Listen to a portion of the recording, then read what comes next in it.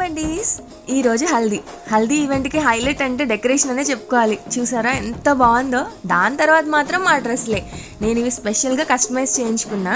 ఎలా ఉన్నాయో కామెంట్ చేయండి. ఈ హల్దీ ఈవెంట్లో ఇంకో స్పెషల్ అట్రాక్షన్ ఏంటంటే డాడీ మా కోసం రెయిన్ డాన్స్ పెట్టించారు. మేమే కాదు, వచ్చిన వాళ్ళందరూ డాన్స్ చేస్తూ తెగ ఎంజాయ్ చేశారు.